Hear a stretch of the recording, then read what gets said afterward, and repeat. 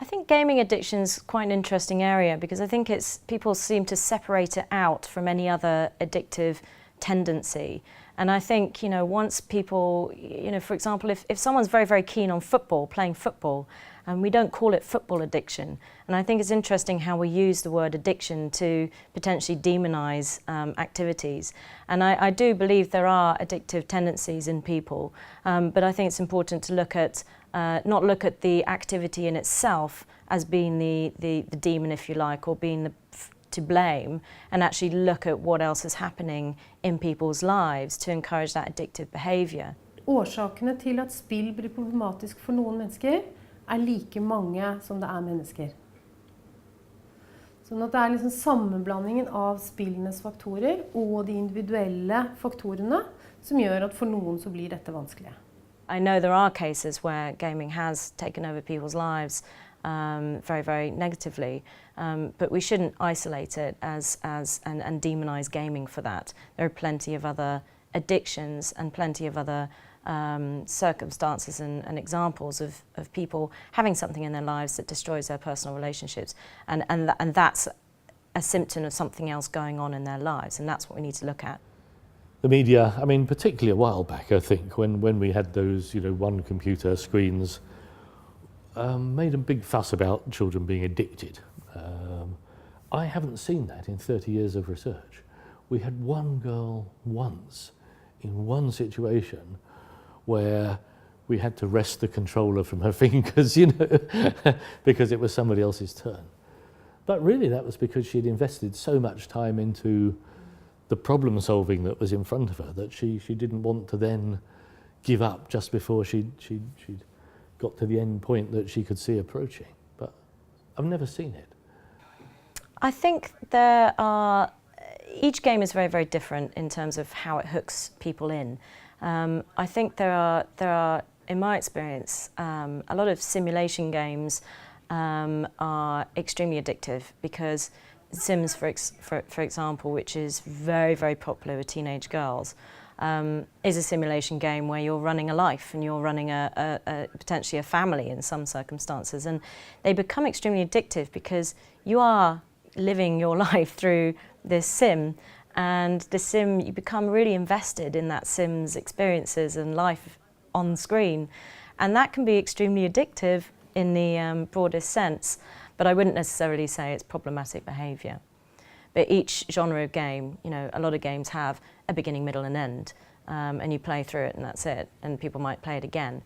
Role-playing games and simulation games don't tend to have that end state.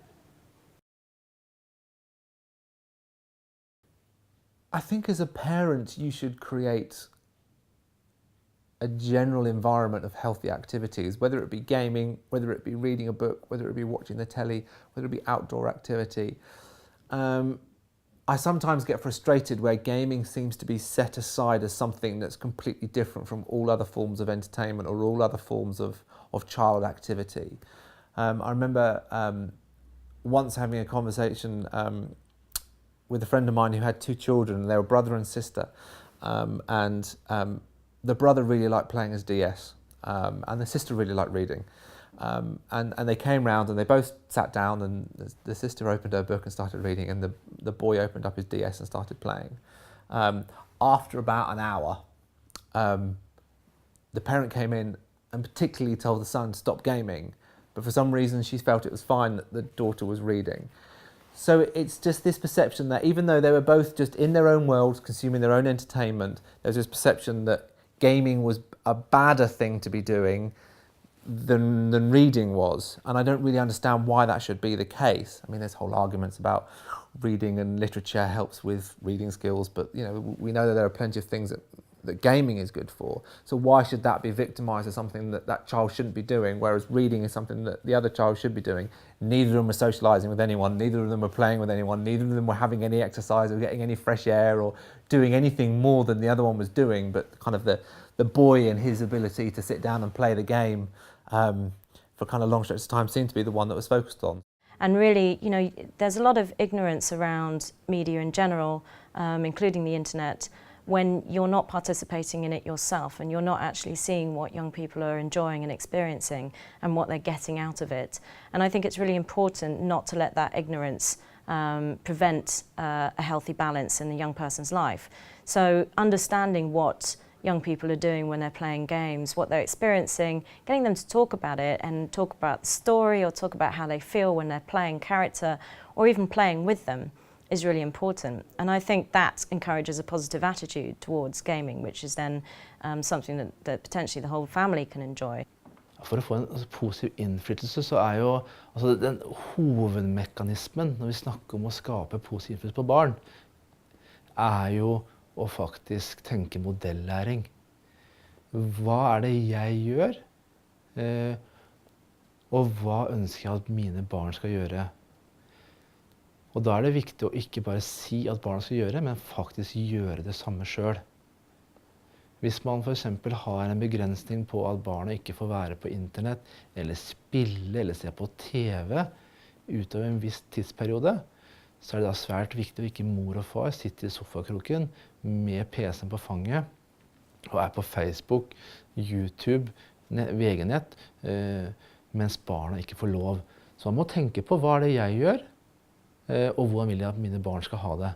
I remember when I was a journalist, interviewing a mother about Myst, which she played with her son. And it was the only time that her son talked to her while they were playing through microphones, talked to her about girlfriends and about things that he might be a bit embarrassed about talking to her otherwise. So I think there's lots and lots of positive ways that you can encourage positive behaviour around gaming as a parent or guardian. And it means, I'm sorry to say, that you might have to get involved yourself. You never know, you might enjoy it. Parents should remember that they are those role models, that children will watch what they do, they will adore what they do, however critical they seem to be. And just because you can't play a computer game to save your life doesn't mean that you're not a great parent. That's really, really important. And as I've often said, the best sprinters in the world, the best tennis players in the world, the best sailors in the world, their coaches are never as good as they were. But those athletes always admire their coaches for their wisdom, for their experience, for what they knew. It's the same with children and parents. Parents sometimes think, I was no good at school, I'm no good at computer games, I've got nothing to offer here, I'm just going to get myself out of this dialogue. Nothing could be further from the truth. Foreldre som ønsker å ha positiv ramme rundt spill hjemme, må begynne å tenke på spill før spillet kommer i hus. Jeg tenker ikke at foreldre må vite noe om alle spill som finnes, men det kan være lurt å vite noe om det spillet man anskaffer. For det jo som regel foreldre som anskaffer spillene.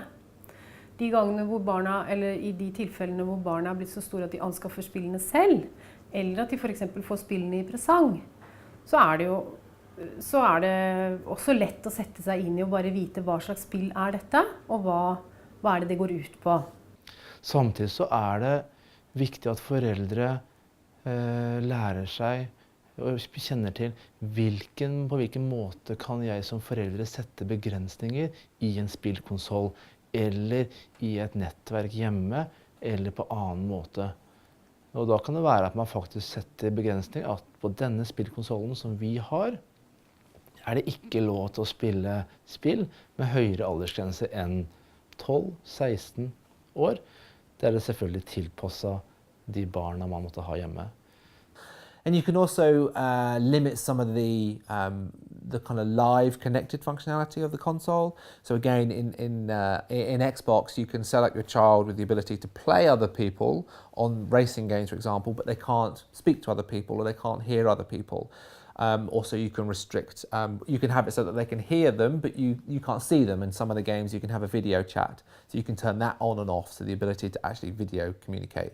You can also turn on and off the ability to share images or share videos through social networks. So there's a whole raft of tools that are available. And a lot of the consoles realize that parents do want the ability to be able to turn that on and turn that off. And also within within Xbox, you've got a timing device. I think it's called a parent timer or a family timer. But basically, you can say, this is the amount of time I want my children to be playing on it. And literally, when the timer gets to the end, then you can't play any more games. So it's not just about the content. They're also trying to work with parents to try and give them tools to be able to say, look, you know, we all sat down and we all agreed that 2 hours a day was plenty, or if not too much, so therefore let's, you know, draw the line at that, and when it gets to that point, the Xbox is going to shut off. En ting som kan høres ut som en bagatell, men som min erfaring betyr ganske mye, for eksempel, hvordan det med lukkede dører? Hvordan vil vi ha det med lukkede dører I vår familie? Det greit å sitte bak en lukket dør time ut og time inn og spille data? Eller det sånn at du kan sitte og spille data, men dørene skal være oppe? I think a big issue is where the children play the games. And you'll know, I'm sure, the pressure that parents have to equip the bedroom with the latest devices. Television in the bedroom, a computer, a console in the bedroom. And for me, you know, anything that children do in the dark in their bedroom for 3 hours on their own is a worry, you know, whatever it is, you know. I think being a parent and having a child is a social relationship, and yeah, children need some privacy sometimes. But if they're disappearing all the time to engage with technology, that's fatal. It's much worse, by the way, if they've just got a television set in their bedroom and they sit in their bedroom watching television. I can't think of much worse than that. You know, if you get sent to prison, you get locked up for 23 hours a day with a television set, and it's a punishment. So why parents will allow children to do that in their home, I can't imagine. You know. Aller mest tror jeg at det å snakke om spill, snakke om hva spillet altså hva personen gjør, særlig når vi snakker om det som vi da kjenner som flerspillerspill, altså massive spill som foregår over nettet, hvor man spiller sammen med mange personer. Det å snakke om hva barn og unge opplever inne I spillene, hva de faktisk driver med, hva de gode på, hva de ikke gode på, hva de trenger å trene på samme måte som vi snakker om fotballtrening eller dansetrening for eksempel. Når barna kommer hjem fra fotballtrening, så spør vi ofte, hvordan gikk det I dag da? Klarte du å score noen mål? På samme måte tenker jeg at det å snakke om spill på samme måte kan også være med på å legge en gode spillevaner. Parents should be in a dialogue with their children about the family's behavior, about the relationship between the parent or parents and the children. It's not, you don't just lay it down like tablets of stone and sort of biblical thing, you know. You have a conversation about it. You have a conversation for two reasons. One is, you know, if you have ownership, you have engagement. So, you know, the decisions you discuss will be owned by both of you, and they're more likely to be adhered to. But, much more importantly, that meta-level reflection, children thinking about what is right and what is appropriate, that meta-level reflection is where they also think about their own learning. When you're saying to a child, you know, I'd like you playing games, and maybe you should do a little more of that and a little less watching movies, because with a movie you're passive, in a game you're active. The child might think, oh yes, I hadn't thought about that. And it's that self-awareness that absolutely is a secret weapon in propelling children forward. If children can reflect on their own learning and their own behaviour, they're rocket propelled into the future. If you just say, this is what we do, this is the way we do it round here, son, you know, then you're locking that reflection off in a fatal way. Å regulere barns dataspilling kan gjøres ved hjelp av helt sånne naturlige tider, altså tider på døgnet hvor det passer seg å spille. Så må vi nesten gå liksom et hakk videre og si at dette gjelder jo ikke for alle spill, for noen spill jo styrt av virtuelle verdener, andre omgivelser enn bare akkurat hjemme I stua når man spiller liksom enpersonsspill for eksempel, eller bare spiller spill på TV-en eller noe sånt. Men når man da spiller flerpersonsspill, så må man jo også forholde seg til at det andre tider som gjelder. For eksempel at laget har tider hvor de skal treffes, og det tidspunktet det krasjer med foreldrenes tid til å spise middag, det jo det aller vanligste. Da det jo balansegangen mellom å være den som bestemmer at nå skal vi ha det sånn som vi har det, nå skal vi gjøre det vi har bestemt, Og på den andre siden være åpen for at man også kan ta inn nye rutiner i familien. At man kan være åpen for å høre på barns behov for å kunne fortsette sin spilling. Altså hva det de faktisk trenger av tilstedeværelse i den virtuelle verden for å kunne fortsette sin spilling, og hva det de kan unnvære. I personally think it's about having the conversation, about letting them know what you're trying to achieve and kind of having everyone signed up to the same thing, almost kind of writing a contract, if you like, or having an agreement between the two of you that this is how much you'll play and after that this is what you'll then do. But it can hugely depend on the child. You might need to throw bribery in there, you might need to throw blackmail in there, you might need to throw whatever it is that you need to do, whichever kind of works well. Personally, I think a more collaborative, cooperative approach is the one that works best, but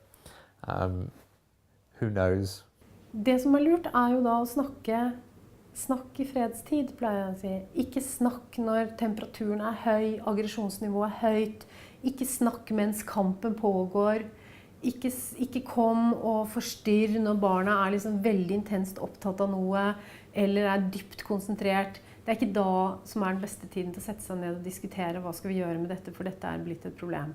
Det at man kan ha rett til behandling selv om det ikke en diagnose, jo et veldig viktig element. For det gjør at det heller ikke så viktig at det skal kalles en avhengighet.